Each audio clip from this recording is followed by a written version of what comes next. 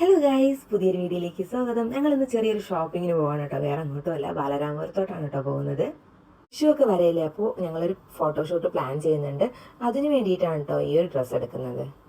ആദ്യം എൻ്റെ മനസ്സിൽ ഒരു സ്കർട്ടും ടോപ്പ് സ്റ്റിച്ച് ചെയ്യാമെന്നാണ് വിചാരിച്ചിരുന്നത്. പിന്നെ അതിനുള്ള ടൈം കിട്ടാത്തത് കൊണ്ട് ഞാനൊരു സാരി തന്നെ എടുക്കാമെന്ന് വിചാരിച്ചു.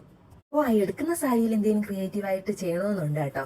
അപ്പോൾ നോക്കുന്നത് വിനുവിനുള്ള മുണ്ടാണ് കേട്ടോ. 2 ടൈപ്പ് എടുത്തു. അതിൽ കസവ് ഇച്ചിരി വീതി കുറഞ്ഞതാണ് വിനുവിന് ഇഷ്ടമായത്, അപ്പോൾ അത് എടുത്തു കേട്ടോ.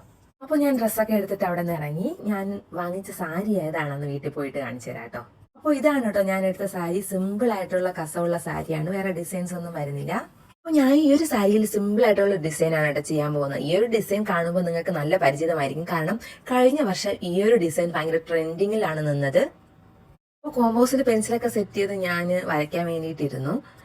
വരച്ച് വന്നപ്പോഴേക്കും 6 പെറ്റൽസ് ആയി കേട്ടോ. ബട്ട് എനിക്ക് വേണ്ടത് ഒരു 5 പെറ്റൽസ് വരുന്നതായിരുന്നു. ഞാൻ അങ്ങോട്ടും ഇങ്ങോട്ടും വരച്ചിട്ട് ഒട്ടും ശരിയായില്ല.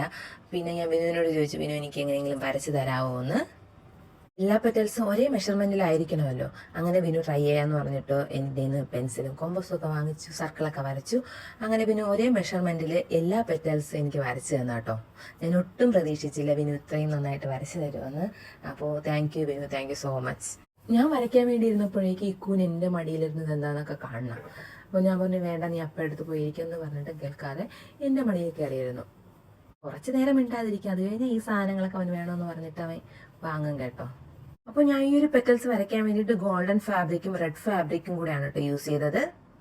ഈ ഒരു ഡിസൈൻ ചെയ്തതിൻ്റെ ഫുൾ വീഡിയോ ഞാൻ നെക്സ്റ്റ് വീഡിയോ ആയിട്ട് ഇടാം കേട്ടോ. അതിൽ ഞാൻ കൂടുതൽ ഡീറ്റെയിൽ ആയിട്ട് എക്സ്പ്ലെയിൻ ചെയ്തു തരാം. അപ്പോൾ ഇതിൻ്റെ ഫൈനൽ റിസൾട്ട് കണ്ടാലോ.